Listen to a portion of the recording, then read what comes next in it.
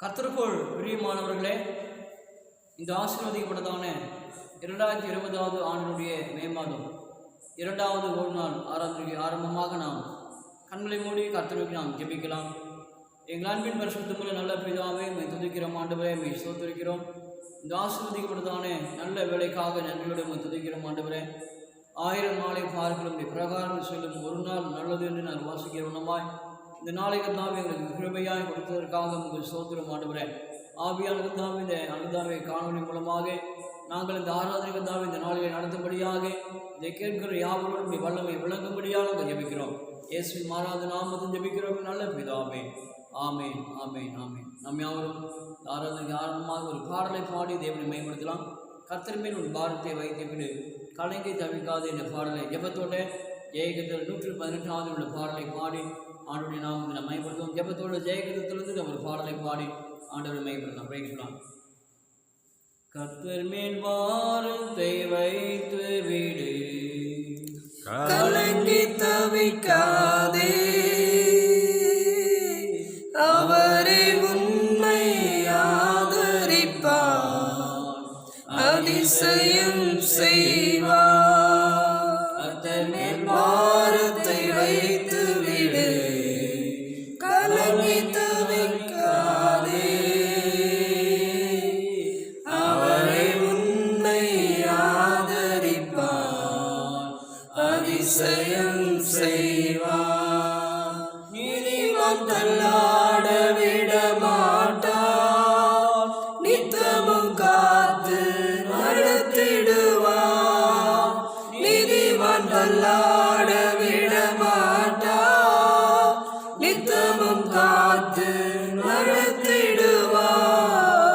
கர்த்தர் மேல் பாரத்தை வைத்து விடு, கலங்கி தவிக்காதே, அவரே உன்னை ஆதரிப்பார், அதிசயம் செய்வார். தகப்பனும் தாயும் கைவிட்டாலும் அவரே உன்னை அழைத்துக் கொள்வார். தகப்பனும் தாயும் கைவிட்டாலும் அவரே உன்னை அழைத்துக் கொள்வார். கர்த்தர் மேல் பாரத்தை வைத்து விடு, கலங்கி தவிக்காதே, அவரே உன்னை ஆதரிப்பார், அதிசயம் செய்வார். கண்களை மூடி நாம் ஜெபிக்கலாம். அன்பின் பரிசுத்தமுள்ள நல்ல பிதாவே, இந்த ஆசீர்வதிக்கப்பட்டதான வேலைக்காக நன்றியோடு துதிக்கிறோம் ஆண்டவரே. கர்த்தர் மேல் ஒரு பாரத்தை வைத்து விடு, கலங்கி தவிக்காது என்று சொன்னோமாய் இந்த நாளில் அநேக மக்கள் பாரத்தோடு கூட கர்த்தாவே வீடுகளில் இருக்கிறாங்க, அடைக்கப்பட்டிருக்கிறாங்க, வெளியே வர முடியாமல் இருக்கிறாங்க. அதுதான் அநேக விதமான கஷ்டத்தின் மத்தியில் இருக்கிறாங்க. ஆண்டவரே துதிக்கிறோம். இந்த ஆராதனை கூட பங்கு கொள்கிற ஒவ்வொருவரும் ஆவியான இடைப்பட்டு ஆண்டவரே அப்படி பாரங்களை நீக்கி அவர்களுக்கு சமாதானத்தை தந்துடும்படியாக நாங்கள் ஜெபிக்கிறோம். இயேசு மாறாத நாமத்தை ஜெபிக்கிறோம் நல்ல பிதாவே. ஆமீன். கர்த்தருடைய பரிசுத்த நாமத்திற்கு மகிமை உண்டாவதாக. கிறிஸ்துவுக்குள் அன்பான தேவ ஜனமே, இந்த நாளில் கூட உங்கள் மத்தியிலே தேவனுடைய வார்த்தைகளை இந்த காணொலி மூலமாக பேசும்படியாக தேவன் கிருபை கொடுத்திருக்கிறார். இந்த மாதத்தில் நாம் ஆண்டவராகிய தேவன் ஒரு வாக்குத்தத்தத்தை நமக்கு கொடுத்தார். சோர்ந்து போகிறவனுக்கு அவர் பலன் கொடுத்து, சத்துவம் இல்லாதவனுக்கு சத்துவத்தை பெருக பண்ணுவேன் என்று சொன்னார். இந்த நாளிலே இந்த ஆராதனைக்கு ஆதாரமாக சங்கீதம் புத்தகம் 55ஆம் சங்கீதம் 22வது வசனத்தை நம்ம வாசித்து பார்க்கும் பொழுது, சங்கீதம் புத்தகம் 55 22வது வசனம், கர்த்தர் மேல் ஒரு பாரத்தை வைத்து விடு, அவர் உன்னை ஆதரிப்பார், நீதிமானை ஒருபோதும் தள்ளாட விட்டார். இன்றைக்கு அநேக மக்கள் பாரத்தோடு இருக்கிறீங்க. அநேக மக்கள் குடும்பத்தில் கவலையோடு கூட வேலையிலே என்று அங்கலாய்த்து கொண்டிருக்கிறீங்க. அநேகருக்கு ஒரு பாரம் என்னன்னா, அநேக திருச்சபை மக்களுக்கு ஒரு விசேஷமான ஒரு பாரம், எப்பொழுது ஆலயம் திறக்கப்படும், எப்பொழுது நம் ஆண்டவரை ஆராதிக்க போகிறோம் என்று அநேகர் வாஞ்சியோடு கூட ஆதங்கத்தோடு கூட காணப்படுகிறீர்கள். ஆண்டவர்களாகிய தேவன் நிச்சயமாக உங்களுடைய இருதயத்தின் பாரத்தை அறிந்து சீக்கிரத்தில் இதுக்கு ஒரு முடிவை ஆண்டவர் கொண்டு வர போகிறார். ஆகவே நாம் அநேக பாரத்தோடு கூட இருக்கிறோம். கர்த்தர் மேல் உன் பாரத்தை வைத்து விடு, அவர் உன்னை ஆதரிப்பார். இன்றைக்கு நாம் ஆதரவு இல்லாமல் அநேக ஜனங்கள் வாழ்ந்து கொண்டிருக்கிறாங்க. தகப்பன் இல்லாமல், தாய் இல்லாமல், அநேக பிள்ளைகள் அனாதையாக வாழ்ந்து கொண்டிருக்கிறாங்க, ஆதரவில்லையே என்று அங்கலாய்த்து கொண்டிருக்கிறாங்க. அநேகர் இன்றைக்கு இப்படிப்பட்டதான சூழ்நிலை இருக்குதான வேளையில ஆண்டவராகிய தேவன் சொல்லுகிறார், உங்களுடைய பாரங்களை, உங்களுடைய கவலைகளை, உங்களுடைய கண்ணீர்களை நீங்கள் ஆண்டவர் மேலே வைத்து விடுங்கள். கர்த்தர் மேல் பாரத்தை வைத்து விடு, அவர் உன்னை ஆதரிப்பார், நீதிமானை ஒருபோதும் அவர் தள்ளாட விட மாட்டார். நல்லா கவனிங்க, ஆண்டவர் மேலே மாத்திரமே நம்ம பாரத்தை வைக்க வேண்டும். மனிதருக்கு மேல் அல்ல, உலகத்தின் மேல் அல்ல, உலக பொருட்கள் மேல் அல்ல, பணத்தின் மேல் அல்ல, பொருட்கள் மேல் அல்ல, ஆண்டவர் மேலே நம்ம பாரத்தை வைக்க வேண்டும். இன்றைக்கு நம்ம ஆண்டவர் மேலே பாரத்தை வைக்கும் பொழுது ஆண்டவர் நமக்கு என்ன செய்வாராம்? அவர் நமக்கு ஆதரவு கொடுக்கக்கூடியவராக இருக்கிறார். கர்த்தர் மேல் உன் பாரத்தை வைத்து விடு, அவர் உன்னை ஆதரிப்பார், ஆண்டவரை ஒருபோதும் தள்ளாட விட மாட்டார் என நம்ம பார்க்கிறோம். கர்த்தர் மேல் பாரத்தை வைத்தால் அவர் நமக்கு என்ன செய்வாராம்? கர்த்தர் மேல் பாரத்தை வைத்து விடு, அவர் உன்னை ஆதரிப்பார் என்று பார்க்கிறோம்.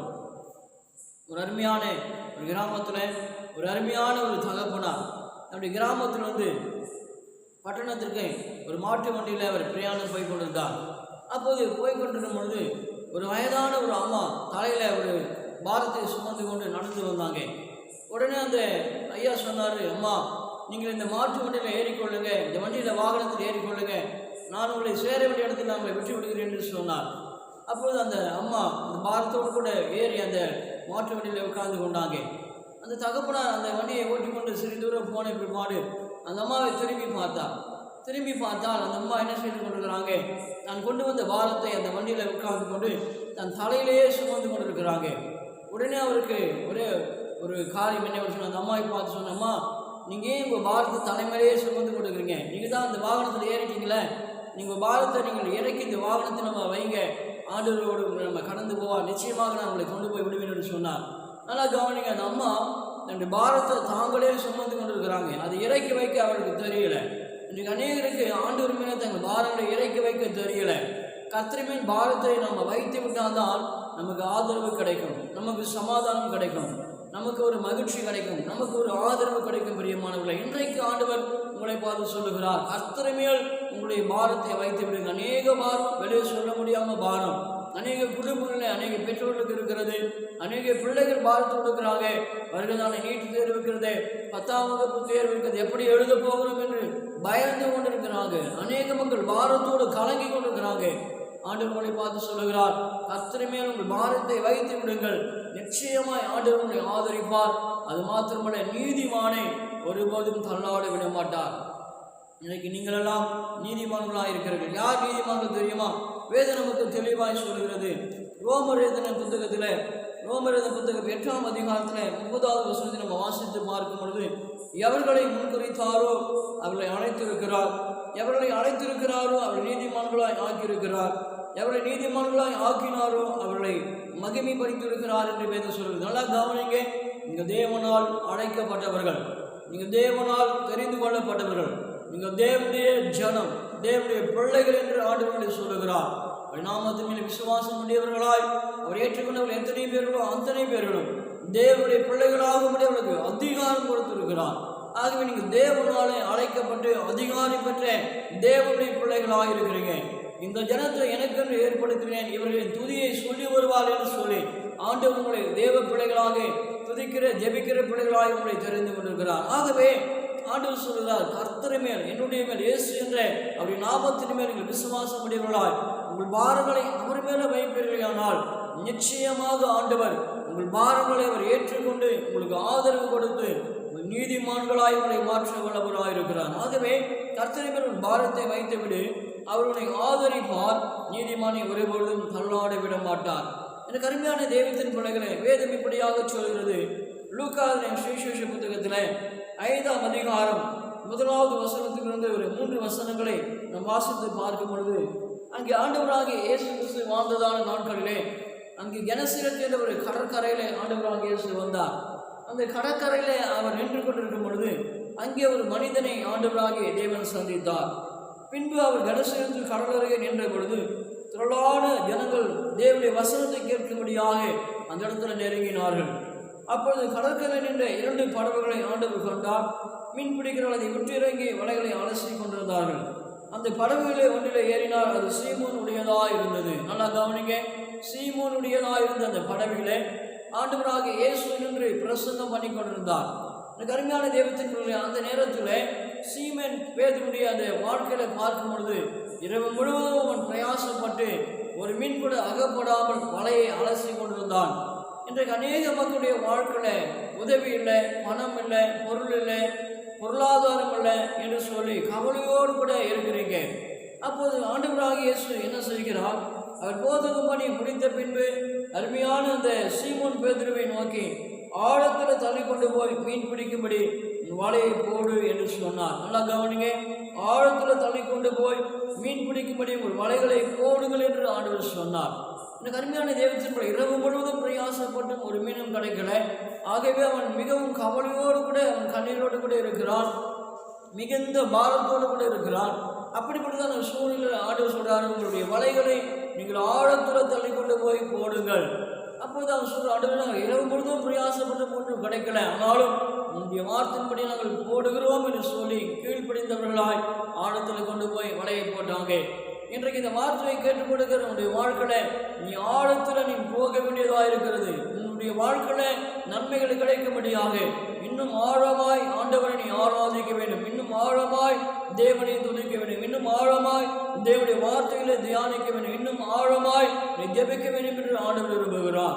நீ ஆழத்தில் தள்ளி கொண்டு போய் வலையை போடு என்று சொன்ன பொழுது அது சீமோன் பேதுருவும் அங்கே உடன் இருந்தவர்களும் ஆழத்தில் கொண்டு போய் வலையை போட்ட பொழுது திரளான மீன்களை அவர்கள் பிடித்தார்கள். அவருடைய வலை கிழிந்து போகத்தக்கதாக ஆண்டவராக தேவன் அவருடைய ஆசீர்வதித்தார். இன்றைக்கு அருமையான இந்த வார்த்தைகளை கேட்டுக்கொண்டிருக்கிற அருமையான சகோதரனே, எனக்கு அருமையான சகோதரே, எனக்கு அருமையான தாயாரே, தேவ ஜனமே, ஆண்டவராக இயேசு உன்னை பார்த்து சொல்லுகிறார், கர்த்தர் மேல் உன் பாரத்தை நீ வைத்து விடுவாயானால் ஆண்டவர் உனக்கு ஆதரவாயிருப்பார், ஆண்டவர் உனக்கு சகாயராயிருப்பார், ஆண்டவனுக்கு உதவி செய்கிறவராயிருப்பார், ஆண்டவனுக்கு ஒத்தாசை செய்கிற தேவனாயிருப்பார். பிரியமானவர்களே, அது மாத்திரமல்ல, அதே லூக்காவின் புத்தகத்தில் நாம் பார்க்கும் பொழுது 16வது வசனம் 17வது வசனத்தில் வாசிக்கும் பொழுது வேதம் நமக்கு இப்படியாக சொல்லுது, அவரோ வனாந்தரத்தில் தனித்து போய் ஜெபம் பண்ணி கொண்டிருந்தார்.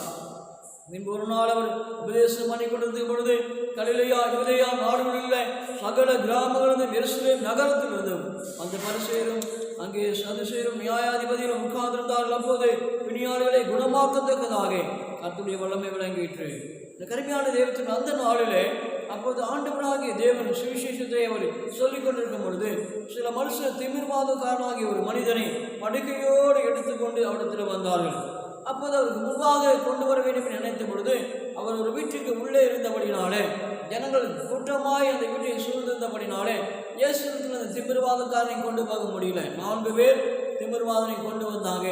அப்போது எப்படியோ ஆகிலும் அவனுக்கு சுகம் கிடைக்க வேண்டும், இயேசுவிடத்தில் கொண்டு போக வேண்டும் என்ற ஒரு பாரத்தோடு கூட மேல் கூரையை பிரித்து அவர் இருக்கிற இடத்துக்கு நேராய் அந்த மனிதனை இறக்கினார்கள். என் கருமையான தெய்வத்தின் பிள்ளைகளே, வேத சொல்லு, அவர்களுடைய விசுவாசத்தை அவர் கண்டு திமிர்வாதக்காரனை நோக்கி, மனுஷனே உன் பாவங்கள் உனக்கு மன்னிக்கப்பட்டது என்று சொன்னார். நல்லா கவனிக்க, இன்றைக்கு ஆண்டவராக தேவன் நம்மை பார்த்து நம்ம எதிர்பார்க்கிற ஒரு காரியம், நீங்கள் இந்த கடைசி காலத்தில் உங்கள் பாரங்களை நீங்களே வைத்துக் கொள்ளாதபடி சுவிசேஷத்தின் மூலமாக ஜபத்தின் மூலமாக நீங்கள் விடுதலை அடைய வேண்டும் என்று சொல்லி ஆண்டவர் விரும்புகிறார்.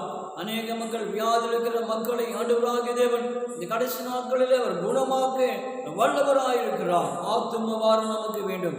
அந்த 4 பேர் ஒருமனப்பட்டு அந்த திமிர்வாதனை அவ்வளவு தூரம் கொண்டு போய் அந்த வீட்டுக்கு மேலே கூரையிலே இறக்கி அங்கே அவர் குணமடைகிற வரைக்குமாக அவர் செயல்பட்டார்கள்.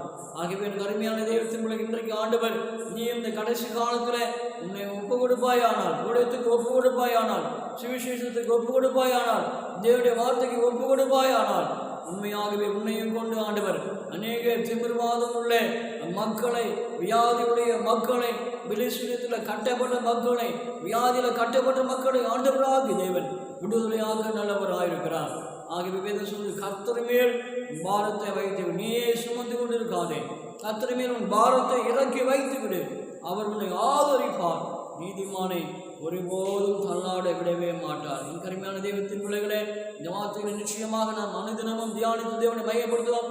கர்த்தர் உங்களுக்கு பெரிய காரியங்களை செய்வார். தேவன் தாம் இந்த சத்திய வார்த்தைகளை ஆஸ்வதிப்பாராக. கண்களை மூடி கர்த்தரை நாம் ஜெபித்து தேவனை நாம் மகிமைப்படுத்தலாம். எங்கள் அன்பின் பரிசுத்தமுள்ள நல்ல பிதாவே, ஆசீர்வதிக்கப்பட்டதான வேலைக்காக நன்றி ஆண்டவரே.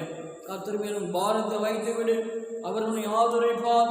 நீதிமானை ஒருபோதும் தள்ளாட விட்டார் என்று சொன்ன கர்த்தர் ஆண்டவரே.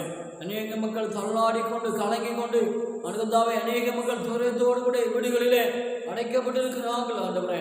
ஆவியானுடைய பாரங்கள் எல்லாம் ஏற்றுக்கொண்டு ஆண்டவரே 2000 ஆண்டுகளுக்கு முன்பதாக கல்வாரி ஸ்ரீலவிட ரத்தம் சுமந்து அவளை மீட்டு எடுத்திருக்கிற ஆண்டவரே.